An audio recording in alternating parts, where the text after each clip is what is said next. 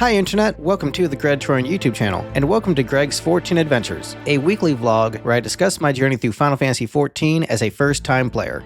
I beat A Realm Reborn back in 2022, and I'm finally finishing up the rest of the game. These vlogs are documenting my journey. If you like these videos and want to support their continued production, the best way to do that is to like the video, share it on a relevant social media site like Reddit, and leave a comment. Thanks, pal. Hey guys and gals, hope all of you had a very Merry Christmas for those who celebrate. This vlog is being recorded before Christmas, but I'll assume that I had a very Merry Christmas. Like I said, been very busy the last few weeks with doing lots of holiday activities with the family and lots of overtime at work. So this was a much lighter week of 14 playing.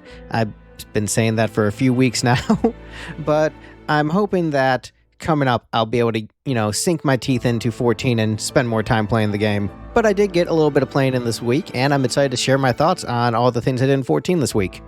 So I have a quick correction about last week's video, where I talked about how I thought Amandine was in the rescue mission to rescue the hostages in Ishgard, but it was actually Artriel who was in the rescue mission, and I know I am pronouncing his name wrong because I heard it with voice acting for the first time the other day. So I know I'm pronouncing his name wrong, Artriel, but I'm forgetting how to pronounce his name because I'm not looking at the footage right now. But anyway, Amandine didn't have his arc of accepting responsibility at that time, and so my criticisms about, it feels like we're repeating plot beats, isn't really valid. So, that's my fault for taking a break between the MSQ and then going and doing like Alexander raids and such. But that's my bad for forgetting. The characters do look very similar, so my memory just combined that to being, Amandine, he was the one rescuing everybody, and he had his arc of accepting responsibility, so that's fine. So my bad on that. The thing with doing these weekly unscripted vlogs is that I'm going based upon notes and memory, and they're not a proper video essay. So there will be occasions where I get facts wrong, and then I will get corrected, and if there's anything egregious, I will try to correct them in the next video. Like I said, these videos are meant to be just me discussing my journey through 14, like a book club, or like hanging out with friends, like, oh yeah, this happened. And then if you're doing something casual like that, you might forget something or misremember something, as opposed to this is my detailed, thorough analysis that I spent 4 months working on this essay and then typed up 80 pages of notes. So it's not like that, but I still try to get things right, and so when I mess up, I want to just acknowledge that. And so I want to thank Radel Girl for pointing that out to me in the live chat in the debut of last week's episode. And so thank you, Radel Girl, for pointing that out. I totally misremembered that, so thank you again. And also, I don't remember if I said this or not in last week's episode, but the protester who got shot by Amandine's subordinates, they did not end up getting killed by the arrows. So I wanted to make sure I pointed that out now. They didn't die. They did say it in the dialogue that they didn't die. And I was like, but I was, again, misremembering, I totally thought they died. Maybe it's because I was listening to the Crosby, Stills, Nash & Young song, Ohio. And so I assumed protesters get shot and then they die. But she didn't die when shot by the arrows, so she was just in critical care. I don't think I said she died in the video, but maybe I did. So just in case, I am correcting a possible mistake. All right, well, now that the corrections are out of the way, let's get into what I did in 14 this week. So the first thing I did in 14 this week was I sought out level 1, which has become a meme in the 14 community. There's been poems and fan art about this creature, and I'm sure everyone who's watching this video probably knows what level 1 is. But for those who don't know, level 1 is a monster that has spawned in a region of Kurthus in the Heavensward expansion. And this monster is not supposed to be there. It's far weaker than it should be given the region, and it doesn't have a name. It just says level 1, and so if you try to pet it or acknowledge it, it just says you pet the, and then it's blank, and there's a period. And so this creature has no name. It looks similar to some of the other monsters in the area, but a different color palette. And so it is not supposed to be there. There's a few of them in, I think it's Western Kurthus, the same area where Falcon's Nest is. And so I guess 14 fans are flocking to this area and just observing the creatures, the nameless monsters, like they're at a wildlife sanctuary, taking pictures, taking, selfies with it, petting it, and just gathering around. And it's become a giant meme and a giant part of 14 culture. It became a meme in 2 days. And just everyone was flocking to check out these creatures. And so I heard about it, I think like on Blue Sky or something. And so then I decided, all right, I'm going to go check it out, while I can. And that was the first thing I did in 14 this week, was go and check out the level 1 and hang out with it for a bit, take some pictures. I am very much an animal lover. I have been a vegetarian for, I think, like 4 years. It's been a while, maybe, like 3 or 4 years at this point. And I am just a hardcore animal lover. And so I am just, like, the idea of just, like, hanging out with this, like, peaceful creature and just vibing out just, like, really works for me as, again, an animal lover. And so, I'm glad that in the, like, most recent update to the game, where they patched some bugs from the patch update, they did not remove level 1. They've left them in there for now.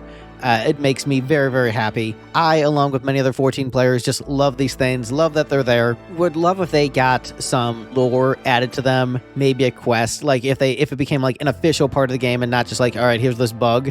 I mean, the official Twitter account did acknowledge the level 1, and they didn't remove it in the update. So, hopefully it gets acknowledged. That'd be super cool. These like weird bugs and video game glitches, they, can become iconic, like Miss and No from Pokemon, which I really wish was an official Pokemon. I think that would be really dope.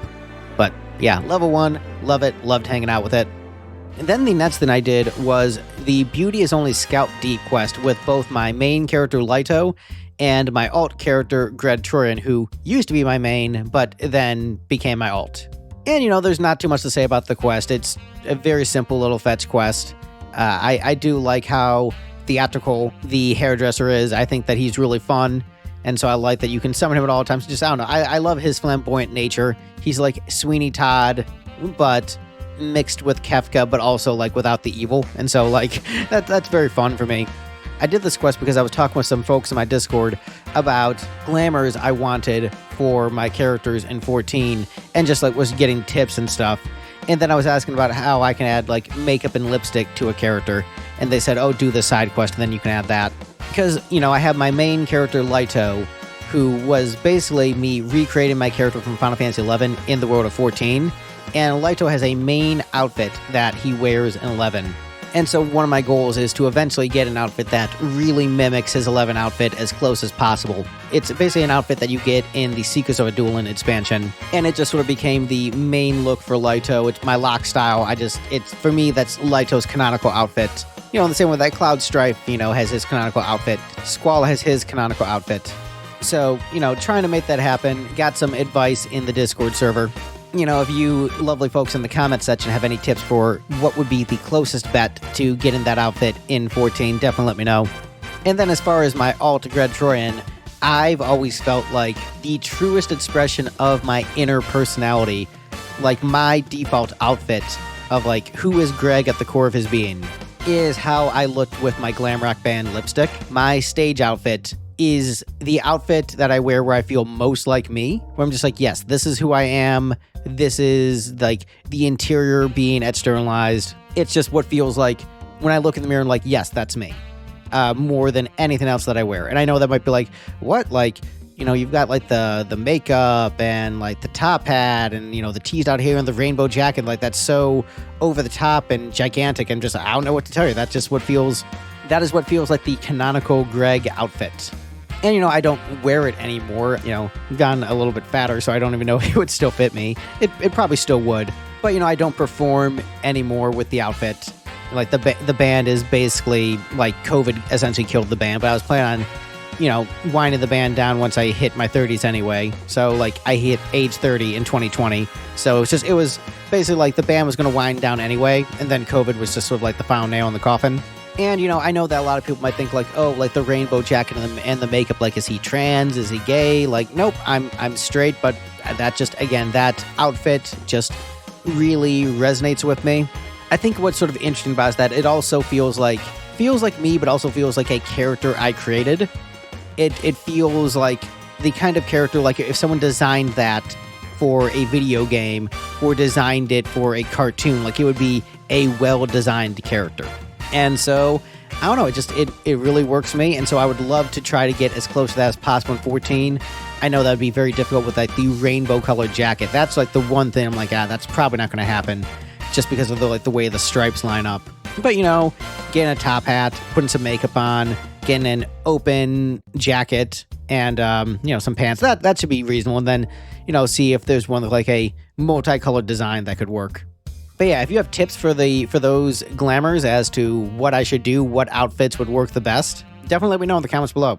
But anyway, after doing that quest, I went and resumed the MSQ for a couple quests. Didn't get too much done this week, but still gotten some, you know, a couple MSQ quests. We resumed the peace conference that was on hiatus. So Aymeric and Vidofnir met to formalize the peace between their peoples. The girl who was protesting in last week's vlog, she was there to observe the ceremonies under the supervision of the guards. And like I said, for some reason I thought that she had died, but then I remembered, oh yeah, there was a line of dialogue that she was recovering and hadn't died, so... But anyway, during the peace ceremony, Estinian shows up and attacks Vidofnir, and then transforms into Nidhogg and says, "There will never be peace. I'm gonna make sure there's never gonna be peace. Rawr!" And then flies off. And I thought that Vidofnir had just straight up been killed right there, just because of how, like, the body wasn't moving. Like, oh shit, damn. But Vidofnir did not die, and then ends up recovering. And so I'm starting to think, like, okay, I thought that the girl who got the arrow shot at her died, but then she didn't. And I thought Vidofnir had died, and then Vidofnir didn't. And so I'm like, oh, are we getting to the point in 14 where nobody dies anymore? Because I've heard some people complain that nobody dies in 14, and that everybody has plot armor once you reach a certain point. And at the point I'm at in 14, there have actually been a number of deaths. Like, we've seen Orshafant, we've seen a lot of the Scions get killed. But the girl surviving and Vidofnir surviving felt a bit like, oh, maybe we're getting to the point where nobody dies except for, like, villains anymore.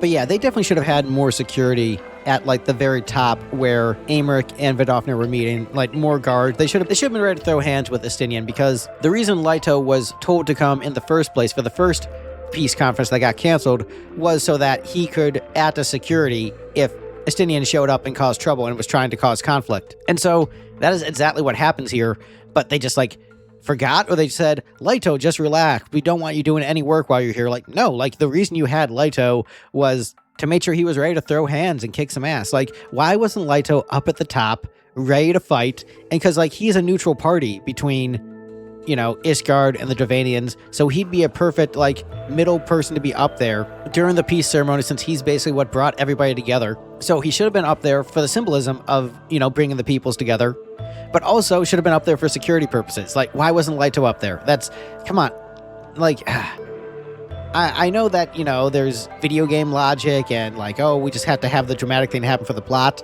but they literally even mentioned it the last time we were going to do the peace ceremony. Like, we're going to have you here in case things go crazy. Like, if they hadn't mentioned it, and, like, they just never thought of it, that'd be one thing, but, like, they had mentioned it, so it's like, come on, like, Leto should have been up there ready to throw hands right then and there. So after the incident, basically everyone agrees Nidhogg just needs to be killed. He is standing in the way of peace between the Ishgardians and the Dravanians, and so Aymeric and his men are more convinced than ever that Nidhogg needs to be slain. And so Alphinaud asks Leto to meet him at Camp Dragonhead for a heart-to-heart talk. But before I do that, I go and hang out with level 1 again, because I want to make sure that it was still there, and it was, and just hung out with level 1, took some pictures, it was great. And then went to Camp Dragonhead and had a heart-to-heart with Alphinaud about his new goal, which is not to just make Eorzea better for the future, but to also protect the people that are there right now. His goal is to both make a brighter future, but to also take care of his friends in the present and not sacrifice them. And I thought that that was really, really good writing. I thought it was great growth and actually a character change. And a lot of, you know, characters in long-running stories, they kind of stay a little bit static, and their goals and their personality remain largely the same. It's just their outside circumstances and what they deal with differ. But this actually feels like a real, honest-to-goodness character arc, character growth. Alphinaud is gradually changing, and to have such a different approach to what is motivating and driving him, I thought was just really great. It made a lot of sense with the things that he had experienced, the maturity that he's going through, but also has, like, the sense of heroism to it. I really loved that. Alphinaud really seems like he would be the main character of 14, if not for the Warrior of Light, at least thus far. Based on everything in A Realm Reborn and Heavensward, he really does feel like if you had to rewrite this as a single-player game and get rid of the Warrior of Light, I think Alphinaud would slot into the main character slot probably the easiest. I don't know, if you disagree with that, let me know in the comments below who you think would be the best main character of all the NPCs in 14. But anyway, in that heart-to-heart, Leto and Alphinaud resolve to somehow save Estinian from his fate and free him from Nidhogg's grasp. And so, like, man, that is like some good, optimistic heroism. Like, we're not going to give up despite the overwhelming odds. That's just awesome. And so we meet back up with Tataru in Ishgard and resolve to save Estinian, save Minfilia, which goes back to my vlog last week. Like, yeah, Minfilia is not dead. They're going to find some way to separate her from Hydaelyn and bring her back. Like, there's no way. So we're going to save Estinian, save Minfilia, and reunite with the missing Scions, all that good stuff. We're focusing on our goals, ready to continue our quest of heroism. And then we see a few different scenes with a few different characters, including Ida and Papalymo, and it looks like Vega from Street Fighter. I know it's not Vega from Street Fighter, but that'd be just great if just all of a sudden, nope, it's Vega from Street Fighter and 14 has a 2D fighter minigame. That'd be just awesome. It won't happen, but, you know, dare to dream, right? Actually, that would be so cool if it's just all of a sudden it's Vega from Street Fighter, it's a 2D fighter, and just no one had spoiled that for me somehow. I know that's not in the game, but that would just be tremendous. But that was all the time I had for 14 playing this week. I did briefly log into Final Fantasy XI to just enjoy the Christmas decorations in Sandoria, and also got a new trust, Sakura the Chocobo, which I had never gotten, so that was cool. Also bought myself Tomba 2 on Steam as a little Christmas present to myself. Love the Tomba games, they're some of my favorites from back in the day. Played it for like 5 minutes because I didn't really have any time, and probably won't be playing it for a while, but it's just nice to have a Steam copy. I still have my PS1 copy, but it's nice to have the Steam port just readily available in my library. Also got a game called Kato's Post Office that was on sale, which is, I guess, like a short, like, hour-long game. And my wife wants to play that on Christmas, so we'll probably play Kato's Post Office together on Christmas. Since this vlog is being made before Christmas, I don't know whether or not that is actually happening, but, it's in my Steam library. But yeah, that is the video for this week. Once again, I hope you all had some very happy holidays over the week, and have some happy holidays next week, because we got a new year coming up. And actually, yeah, so next week's vlog will be the first vlog of 2026. So yeah, I'll see all of you next year. Be sure to do the liking, the commenting, the subscribing. Join my Discord server if you so please. Just the main rules, like be nice, be chill. And yeah, I'll see you guys next year. Bye everyone.